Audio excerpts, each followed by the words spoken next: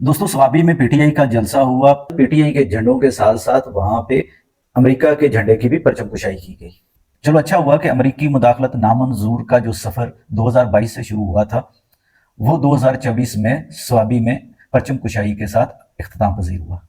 ईमानदारों ने अपनी हस्बे रवायत सस्ता नशा करने वाले नशइयों की तरह सस्ती बढ़के मारी और कौम को हकीकी आज़ादी की ट्रक की बत्ती के पीछे लगा के खुद ट्रंप की बत्ती के पीछे लगे हुए हैं।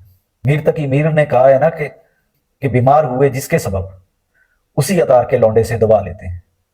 अली मीन गंडापुर साहब ने हस्बे रवायत अपने रूहानी पेशवा मुकीम अडयाला जेल कैदी नंबर 804 का हुक्म पढ़ के सुनाया कि घर वालों को बता के आए कि अगर हमारी लाशें आप तक ना पहुंची तो हमारा जो नमाज जनाजा है वो बड़ी ईमानदारी से पढ़ा दीजिएगा। मेरी ईमानदारों से गुजारिश है कि क्या पाकिस्तानी बच्चों का खून इतना सस्ता है कि वो कफन बांध के आए आपके रूहानी पेशवा के इकदार के हसूल के लिए? तो ठीक है, हमारे पाकिस्तानी बच्चे भी सर पे कफन बांध के आते हैं। पहले जो है वो अपने बच्चे हैं सलमान और कासिम, उनको कफन बांध के सर से पहले लंदन से मंगवाएं। वो आगे आगे चले, हमारे बच्चे पीछे पीछे चलेंगे। हमारे बच्चे तो क्या, हम भी पीछे चलेंगे कि वाकई खान साहब हकीकी आजादी की जंग लड़ रहे हैं। हम सिस्टम को नंगा कर देंगे। हमने सिस्टम को नंगा कर दिया, हमने निजाम को नंगा कर दिया।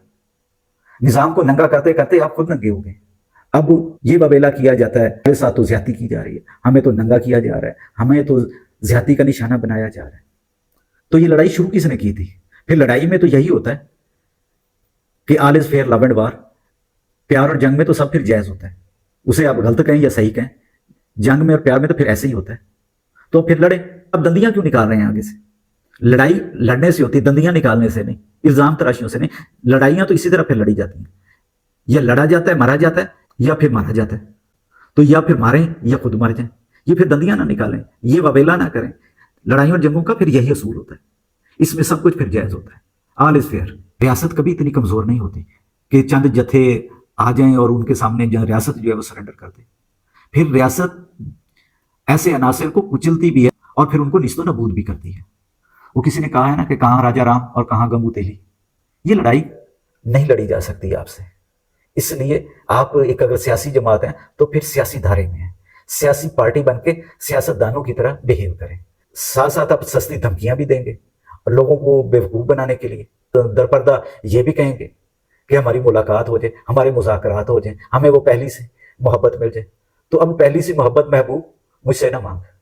लड़ाई जिससे लड़ी जाती है उससे फिर मोहब्बत की उम्मीद रखना बेवकूफ़ी है।